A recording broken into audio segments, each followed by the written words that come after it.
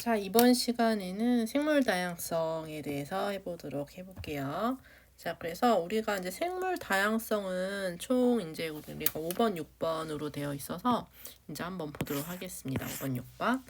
자, 그래서 5번의 생태 피라미드와 생태계 평형이라는 것은 이제 이건 좀 단독 출제되기보다는 이제 내용들이 이제 섞여가지고 출제가 되고, 그리고 굉장히 이제 출제가 되더라도 쉬운 문항으로 출제가 될 수 있으니까 한번 용어 익히는 정도만 보시면 될 것 같고요. 그 다음에 생물 다양성. 이제 생물 다양성도 세 가지 수준의 다양성이 있지만 너무너무 쉽습니다. 그래서 바로 지금 시작을 해보도록 할게요. 그래서 이제 여러분들 이제 수트 190쪽에 있는 생태 피라미드부터 먼저 시작을 해보도록 할게요. 자, 생태 피라미드 그 다음에 이제 생태계 평형. 이게 뭐냐면 우리가 지금 주제가 지금 생태계잖아요. 그래서 생물과 비생물이 같이 어우러져서 상호작용을 하는 생태계를 배우는 거다. 그래서 생태계에서 나타나는 여러 가지 값들이 있는데 그 값들을 하위 영양 단계에서부터 상위 영양 단계까지. 자, 우리가 먹이 사슬이 이제 먹히는 쪽을 하위 영양 단계라고 하고요. 아래로 갈수록 하위 영양 단계인 거예요. 그리고 위쪽으로 먹는 쪽으로 갈수록 상위 영양 단계다라고 표현을 합니다.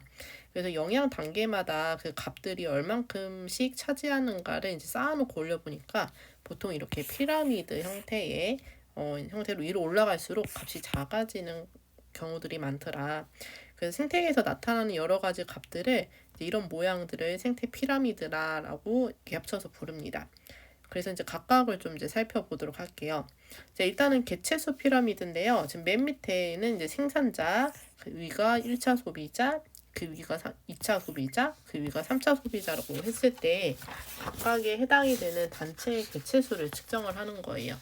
그러면 이 생산자는 이 정도의 개체수, 그 다음에 위에다는 이 정도. 근데 개체수 피라미드를 그려보면 늘 그런 건 아니지만 일반적으로 위로 갈수록 개체수가 줄어드는 경우가 많이 보이죠. 그래서 아무래도 이제 위에 있는 애들이 많아버리면 밑에 있는 애들을 싹 잡아먹고 이제 이게 생태계가 끝날 수 있으니까 또 굶어 죽잖아요. 그 위에 있는 애들은. 그래서 위로 갈수록 개체수가 적어지는 그런 경향성이 주로 있는데 늘 그런 건 아니고요. 안정적으로 유지되는 생태계에서도 이제 생산자가 뭐 너무 엄청나게 큰 한 그루의 나무이고 거기 붙어서 뜯어먹고 애벌레들이 많이 있으면 이 피라미드의 형태가 좀 바뀔 수가 있습니다. 그런데 일반적으로 이런 경향성인 게 많다. 그 정도로 보시고요. 그 다음에 개체수 이제 봤고요. 그 다음에 이제 생물량 같은 경우는 용어 정리를 좀 해둘게요.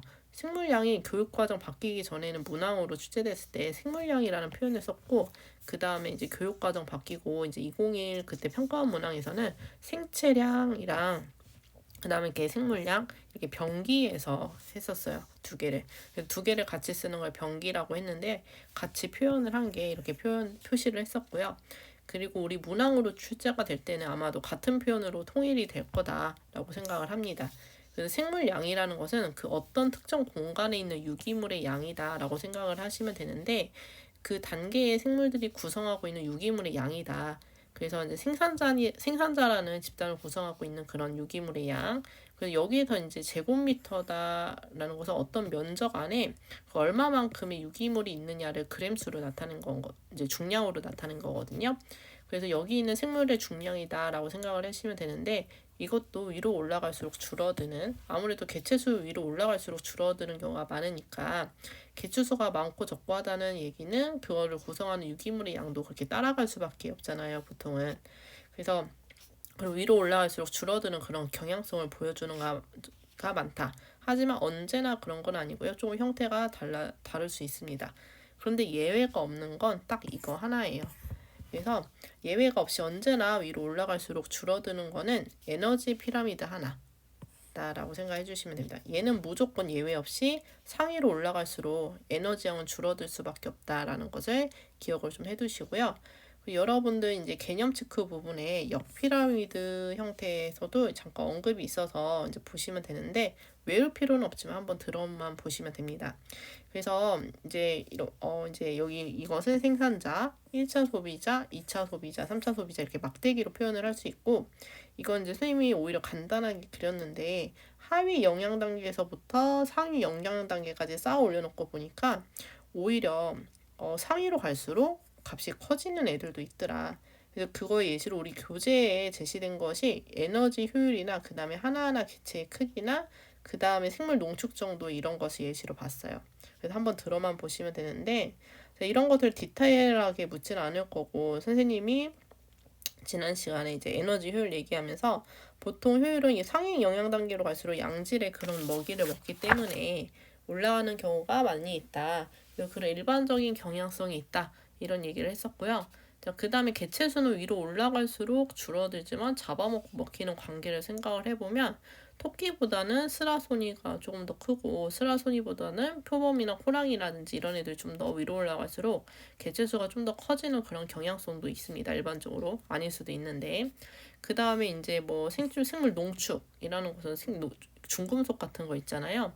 그래서 그런 것을 몸에 축적되어 있는 걸 생물 농축이라고 하는데 보통 더 먹고 먹히는 관계에 따라서 위로 올라가면서 계속 농축이 되기 때문에 제일 윗단계에 있는 그런 생물들이 농축이 제일 많이 되어 있어요. 아마도 사람 같은 사람이나 고래 이런 경우 있잖아요. 그래서 제일 위에 있는 경우가 농축 정도가 심하다.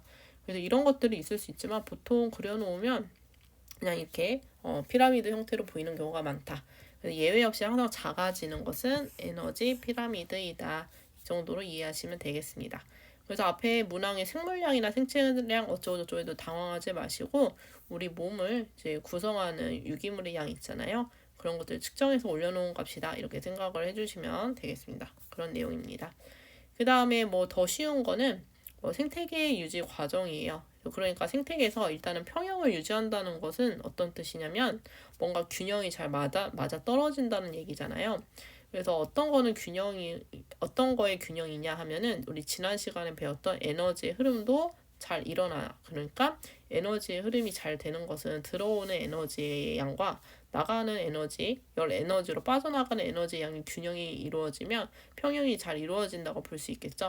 그래서 들어오는 양과 나가는 양이 평형이 맞고 그 다음에 물질의 순환이 어디서 정체되는 것 없이 잘 일어나고 있는 상태다. 그러면 평형이 잘 이루어지고 있다. 이렇게 볼 수 있습니다. 그래서 대체로는 우리가 생태계에서 이제 평형이 잘 유지가 돼요. 그런데 가끔 이렇게 뭔가 일시적인 요소에 의해서 이게 평형이 깨지는 경우가 있습니다. 이제 이렇게 평형이 깨지는 정도가 아주 심하면 다시 돌아올 수 없고 그 생태계는 영영 파괴가 되는 거거든요. 근데 만약에 그 정도가 심하지가 않아요. 깨진 정도가 그러면 우리 생태계 스스로 조절작용을 통해서 원래 상태로 돌아올 수가 있어요. 그래서 그 과정을 보여주고 있습니다. 그래서 뒤로 가면 우리가 이제 여러분들이 이렇게 수특 문제 풀어주시면 되고요. 그래서 우리가 한번 보겠습니다. 그래서 일단 원래 생산자, 그 다음에 1차 소비자, 2차 소비자 이렇게 세 단계 영양 단계로 나타냈는데요. 이걸 한번 개체수로 한번 생각을 해볼게요. 그래서 개체수 피라미드로 한번 생각을 해보시면 되는데 뭐 다른 걸 수도 있겠지만 우리가 이해하기 쉽게 한번 개체수로 나타내서 이렇게 피라미드 형태로 띄고 있는 상태가 평형 상태다라고 한번 보는 거예요. 그래서 일시적으로 뭔진 모르겠는데 1차 소비자의 수가 갑자기 늘었어요. 이런 상황이 된 거예요. 자, 물론 2차 소비자의 이제 수가 갑자기 늘 수도 있는데 자, 여러 가지가 뭐 제시가 될 수 있는데 보통은 1차 소비자의 수가 많이 변하는 경우를 주거든요. 그래서 이제 1차 소비자의 수가 늘었어요. 그럼 그 다음에 이제 생각을 해보는 거죠. 이렇게 됐을 때 좋은 애는 누구고 나쁜 애는 누굴까? 그래서 1차 소비자 빼고요. 그럼 1차 소비자가 늘었다는 얘기는 2차 소비자가 먹을 수 있는 먹이는 많아졌다는 거죠. 그리고 얘한테 좋은 거겠죠. 좋은 상황이다. 근데 얘는 뜯어 먹기겠죠. 그러니까 뜯어 먹는 애 수가 많아졌으니까 얘 뜯어 먹히니까 얘는 슬픈 상황이다. 그러면 이렇게 개체수의 변화로 이어지는 겁니다. 얘는 좋은 상황이니까 듬뿍 먹고 생식도 잘하고 해서 새끼를 많이 낳아요. 그래서 수가 증가하게 되고 그 다음에 밑에 있는 애들은 죄다 뜯어먹혀가지고 수가 감소하게 된다. 너무나 자연스럽게. 그러면 그 다음 단계에 그럼 자기를 먹는 애는 증가하고 자기 먹이는 감소했어요. 그러면 이 가운데 있는 1차 소비자는 좋겠어요? 나쁘겠어요? 굉장히 슬프겠죠? 아, 좀 살기 빡빡한데 하면서 그러면 이 단계 애들은 감소하는 거겠죠. 그럼 누가 좋을까요? 자기를 뜯어먹는 애의 수는 줄어들었으니까 얘는 좋겠죠. 그러면 얘가 줄었어요. 얘의 먹이가 줄어든 거니까 얘는 감소하겠죠. 이런 식으로 하다 보면 원래대로 회복이 된다라는 겁니다. 전혀 어렵지 않죠? 상식적으로 이 단계에서 얘는 좋겠네, 얘는 좀 손해겠네, 얘는 좀 살기 힘들어지겠네 이렇게 다음 단계의 수를 예상을 해주시면 되고요. 여기서 주의할 건 두 단계를 건너뛰면 안 되고 바로 다음 단계만 어떻게 할지 생각을 하고 그 다음 단계에 바로 누가 변할지는 그렇게만 생각을 하시는 게 포인트다. 그렇게 어렵진 않고요. 그런 내용 보시면 돼요. 그런데 이제 여러분들이 봐주시면 되고 그 다음에 우리가 이제 생물 다양성 갈게요. 그래서 이제 생물 다양성의 의미가 뭐냐면 뭐의 다양한 정도냐면 생물의 다양한 정도다. 그렇게 생각을 해주시면 되고 세 가지 수준의 생물 다양성만 구별을 해주시면 돼요. 그럼 문제 다 풀 수 있습니다. 그래서 생태계 내에 존재하는 생물의 다양한 정도를 생물 다양성이라고 하는데 세 가지 수준이 있다. 자, 뭐뭐 있냐면 유전적인 다양성, 종다양성, 생태계 다양성 세 가지가 있는데 이 유전적인 다양성이 가장 좁은 범위고 여기서 조금 더 넓히면 종다양성의 범위가 되는 거예요. 여기서 조금 더 넓히면 생태계 다양성으로 되는 것이다. 라고 생각해 주시면 됩니다. 점점 이렇게 범위가 넓어지는 걸로 생각을 해주시면 됩니다. 그림만 봐도 얘는 들쥐만 지금 다뤄주고 있는데 여기서 여러 종이 이제 그림으로 표현이 된 거고 여기에서는 이제 생물과 비생물이 같이 표현이 되어 있잖아요. 그러니까 점점 넓어지는 거다 이렇게 봐주시면 되겠습니다. 첫 번째 가장 작은 범위인 유전적인 다양성이에요. 유전적 다양성. 그래서 뭐의 다양한 정도냐면 유전적으로 다양한 정도겠죠. 그래서 이거 범위가 중요한데 같은 종 안에서 같은 종끼리 같은 한 종 내에서 유전적으로 다양한 정도예요. 그래서 쉽게 말하면 같은 종이라도 개체군의 유전자 변이로 인해서 다양한 이제 형질이 나타나는 것이다 라고 생각해 주시면 되는데 말은 어려운데 같은 종에서 유전적으로 다양하면 생김새도 다양하게 나타나겠죠? 그 내용입니다. 그래서 우리는 유전적 다양성으로 인해서 뭐 피부색이라든지 키라든지 눈동자 색깔이라든지 뭐 머리카락 색깔이라든지 이런 것들이 많이 달라질 수 있잖아요. 그래서 같은 종 내에서 그 형태적으로나 아니면 특성들이 다르게 나타나면 그것은 유전적인 다양성이 높다 이렇게 볼 수가 있겠죠. 그런 내용입니다. 유전적 다양성이 높은 게 좋은 게 당연히 왜 높은 게 좋냐 그 이유 정도는 그냥 읽어보시면 충분히 납득이 됩니다. 유전적 다양성이 높은 종은 지금 현재는 이제 그게 전혀 이제 좋은 점으로 안 느껴질 수도 있어요. 그런데 만약에 환경이 변화하면 만약에 환경이 급변했을 때 갑자기 빙하기가 온다든지 갑자기 극심하게 막 높은 온도로 뭐 지구 온난화 때문에 이렇게 된 그런 상황이 벌어지면 그 많은 다양한 유전자들 중에서 어떤 일부는 조금이라도 거의 적응할 수 있는 유전 정보를 가지고 있을 확률이 높잖아요. 유전적으로 다양하면 그래서 적응할 수 있는 유전자를 가질 수 있는 확률이 높아지는 거죠. 그렇다 한데 항상 뭐 그렇다고 할 수 없지만 근데 유전적으로 단일하고 굉장히 다양성이 떨어지는 경우는 그냥 다 같이 적응을 못하고 죽을 수 있는 그런 확률이 높아지는 거죠. 그래서 유전적 다양성이 높은 경우에는 확률적인 문제인데 멸종 다 같이 떼죽음 당하는 거 멸종될 확률은 낮아질 수 있다. 그런 의미에서 우리가 지금 그렇게 티가 안 날 수도 있어도 유전적인 다양성 유지하는 게 굉장히 중요합니다. 그래서 우리가 당장 어떤 단일 품종이 너무 생산량이 좋은데 이제 바나나가 그 대표적인 예인데요. 너무 맛있는 품종이 있어서 그것만 몽땅 키워요. 그런데 거기에 대해서 병이 들어서 싹 죽으면 바나나 품종 자체가 없어질 수 있는 그런 상황이 되는 그런 예시가 있었습니다. 그래서 유전적인 다양성을 높게 유지하는 것이 멸종될 가능성을 낮추기 위해 중요하다. 그런 내용이에요. 그 다음이 이제 종 다양성이에요. 종 다양성 같은 경우에는 생물 다양성 하면 떠오르는 게 사실은 종 다양성이죠. 종이 다양하면 생물이 다양하다 그렇게 보잖아요. 그래서 생물 다양성이 기본이 되는 개념인데 이거는 범위는 이제 같은 하나의 지역 안에서 종이 다양한 정도. 아까 유전적 다양성은 같은 종 안에서 유전적으로 다양한 정도였는데 이것은 한 지역에서의 여러 종이 같이 서식하고 있는 종의 다양한 정도를 종 다양성이라고 합니다. 당연하겠죠? 종이 다양한 정도. 그런데 이 종 다양성은 첫 번째 거는 이해가 돼요. 당연히 종수가 많을수록 5종 사는 데보다는 3종 사는 데가 종 다양성이 낮겠죠? 그래서 이제 숫자가 많으면 많을수록 종 다양성은 높다라고 생각을 해주시면 되고요. 그 다음에 근데 만약에 종수가 같아요. 근데 두 지역을 이제 서로 이제 두 지역에 서식하는 이제 종수가 같다. 둘 다 3종씩 살고 있다. 이제 그럴 때는 이제 종의 비율이 고를수록 높다. 고루고루 개체수가 비슷비슷하면 종 다양성이 높은 거예요. 그래서 같은 종수가 있어도 한 종만 월등하게 많고 나머지는 약간 진짜 있기만 한 수준이다. 그러면 종다양성이 떨어진다라고 볼 수가 있겠죠. 자, 그래서 종수가 많을수록 종의 비율이 고를수록 종다양성 높아진다. 그런 내용입니다. 그 다음에 이제 종다양성이 높은 게 왜 좋냐? 이제 당연히 좋은데 종다양성이 높으면 생태계가 안정적으로 유지가 될 확률이 높아요. 그래서 먹이 그물이 복잡하다 보면 중간에 어떤 한 종이 빠지더라도 계속 유지가 될 수 있는 상황이 되니까 그래서 이제 종다양성은 보통 생태계 안정성이랑 같이 얘기를 하게 됩니다. 그런 내용이고 이해가 안 되는 내용 하나도 없죠? 그래서 마지막 생태계 다양성을 보시면 되는데 생태계 다양성은 뭐예요?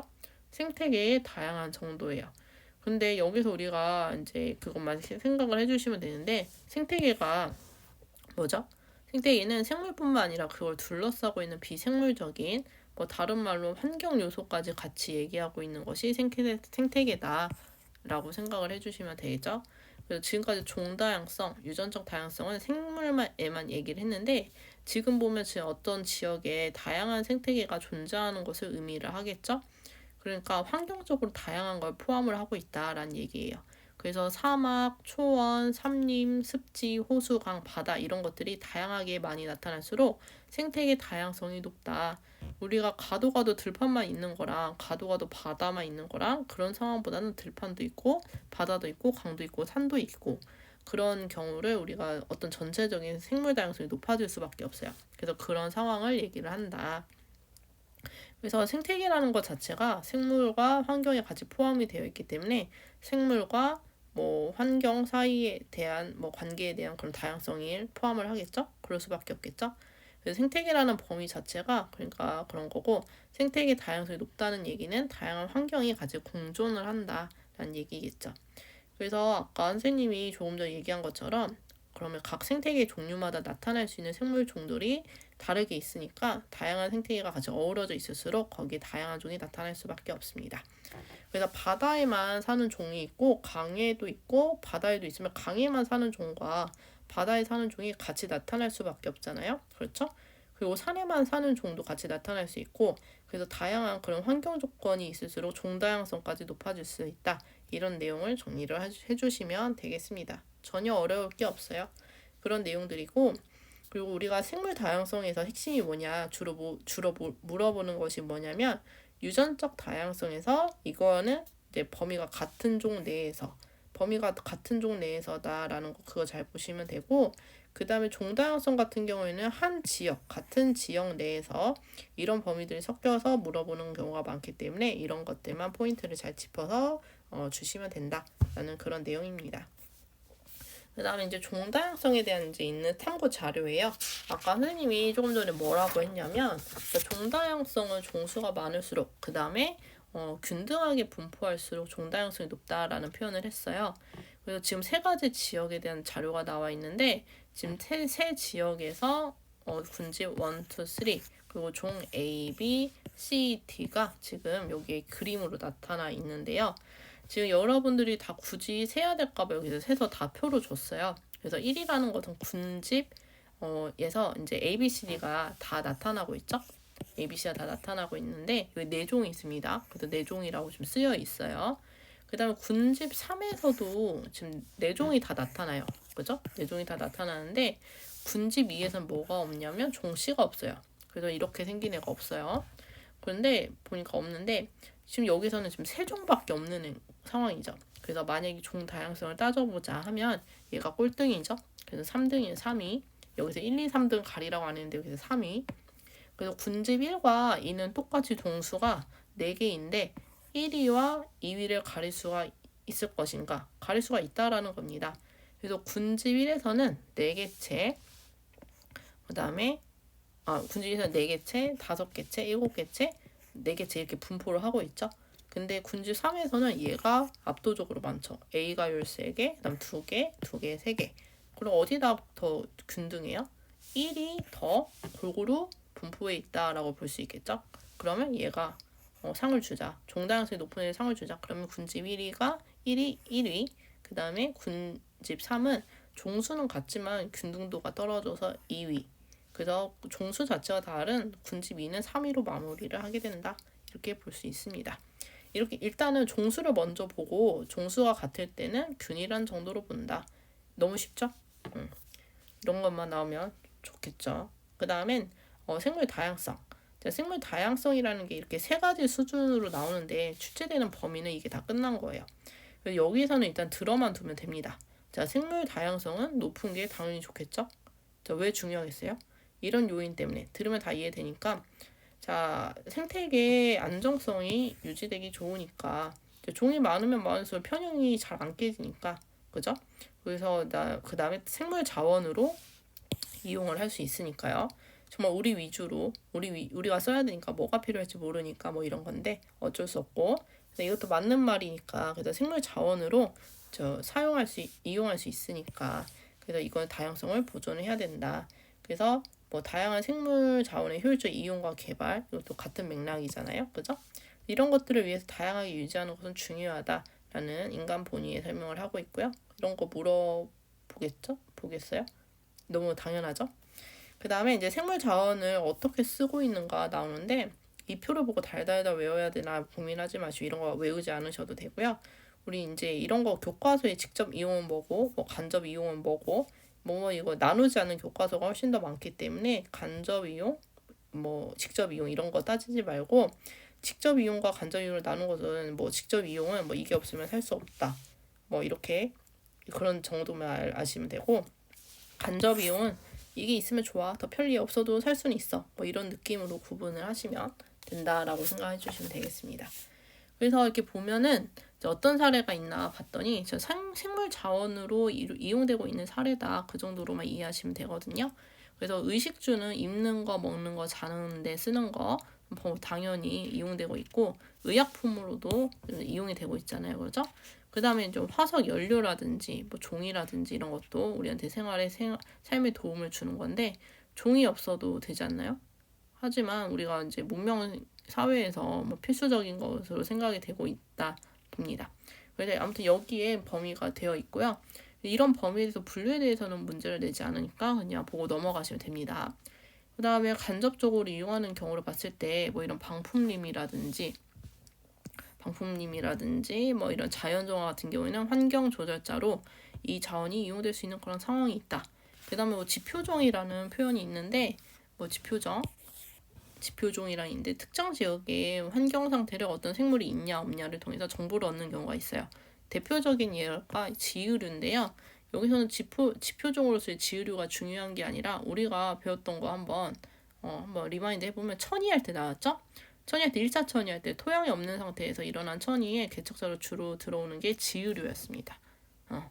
그래서 제일 먼저 있는 종류의 생물 그 기억을 한번 떠올려 보시면 되고 얘가 되게 그 공기 오염에 굉장히 취약해요. 이산화 황해에 굉장히 취약해요. 그래서 얘가 나온다는 얘기는 그래도 공기는 좀 맑구나. 공기 오염이 좀 덜 된 지역이구나. 이런 걸 알 수 있게 해주거든요. 그래서 지표종이라는 표현을 씁니다. 얘가 없다고 해서 우리가 정보를 모르는 건 아니죠. 뭐 기계라든지 이런 거 동원하면 되는데 얘가 우리한테 이런 어떤 눈으로 볼 수 있는 그런 정보를 제공을 해주니까 우리를 좀 편리하게 해준다. 그리고 그런 간접적인 이용으로 볼 수 있고 관광 자원이라는 것도 우리가 뭐 어떤 자원으로서 이용하는 그런 범위다라고 볼 수 있겠죠. 그냥 한번 읽어보시면 되고 이해 안 되는 거 없고요. 그냥 굳이 막 외우려고 하지 마시고 이용이 되고 있다. 그 정도만 이해하시면 되겠습니다. 그러면 여기 이 정도는 또 나올 수 있는데 생물 다양성이 위기가 지금 좀 찾아왔죠. 그럼 도대체 왜 감소하고 있는 것일까? 생물 다양성이 높으면 좋은데 왜 낮아지고 있는 것일까? 그런 원인을 크게 4개로 뽑고 있습니다. 이것도 이해가 안 되진 않을 거예요. 첫 번째로는 서식지 파괴겠죠? 볼 수 있지. 내가 살 데가 없어지는데 완전히 파괴가 되지 않아도 뭐 단편화라든지 조각 나면 거의 파괴된 것과 맞먹는 그런 효과를 주는 경우가 많습니다. 그래서 서식지 어떤 파괴나 조각 나는 서식지 문제 사실 이게 가장 많은 영향을 미치는 원인이 되겠고요. 그 다음에 뭐 불법 포획과 남획 불법적으로 잡으면 안 되는 방법으로 잡거나 잡아도 되는 양 이상을 넘어서서 복구가 안 될 정도로 잡는 걸 남획이라고 하는데 그런 경우에 수가 급격하게 줄어들면서 생물 다양성이 낮아지는 그런 원인이 되는 거죠. 그런 내용이고 그 다음에는 환경오염 기후가 이제 변화해서 이제 기후 변화가 굉장히 이슈가 되고 있는데 우리가 생각하는 것 이상으로 굉장히 많이 왔습니다. 그래서 지금 이제 뭐 비관론자들은 우리 지구의 수명이 뭐 30년이 채 남지 않았다 이런 얘기를 하는데 지금이라도 경각심을 갖고 뭐 난방이라든지 뭐 이런 거 에어컨 팡팡 틀지 마시고요. 아무튼 뭐 이런 것도 하나의 원인이 될 수 있고 그다음에 해수면이 올라오면서 서식지도 줄어들잖아요, 그죠? 그런 면에서 보시면 됩니다. 그다음에 외래종이 도입되는 거는 아까 이제 선생님이 이제 막 이제 외래종 같은 경우에도 사람이 내가 처음 들여온 목적과 다르게 여기서 굉장히 피해를 입히는 경우가 있어요. 그 대표적인 사례가 뉴트리아였고요. 뉴트리아 고기도 먹고 털도 써야지 하고 데려왔는데 막 우리 막 생태계를 막 파괴하고 막 자기 혼자 막 거기서 다 먹고 잡아먹고 이런 상황이 생겼죠.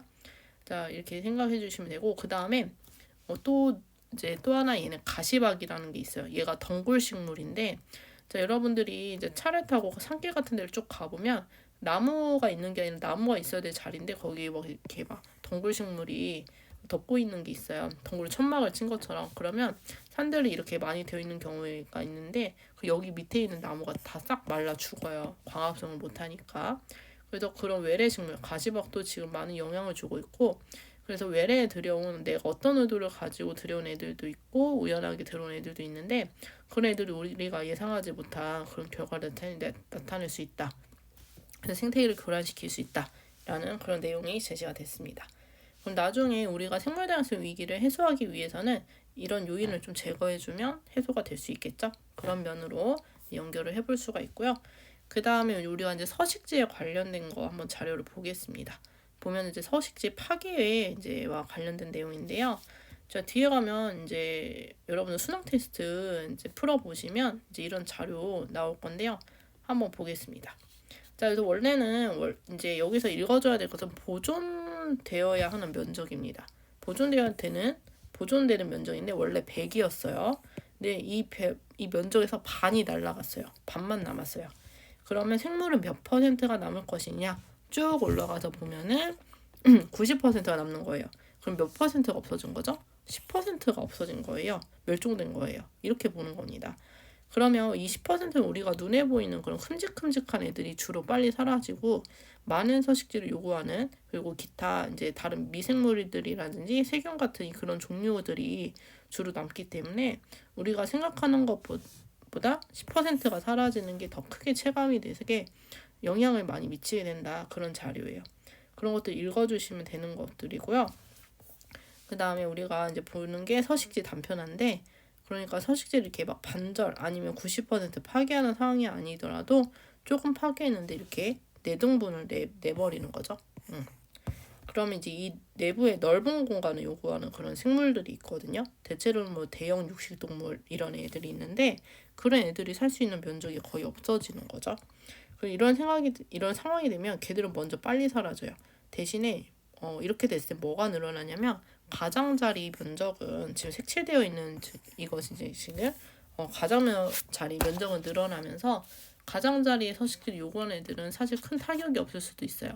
하지만 이런 애들이 길을 건너고 하면 근데 이런 길을 건너고 하면은 뭐 로드킬이라든지 뭐 이런 위험성이 높아질 수 있는 거고 아무튼 내부 면적이 굉장히 줄어들기 때문에 그런 생물 위주로 타격을 입게 된다라는 것을 알아두시면 되겠습니다.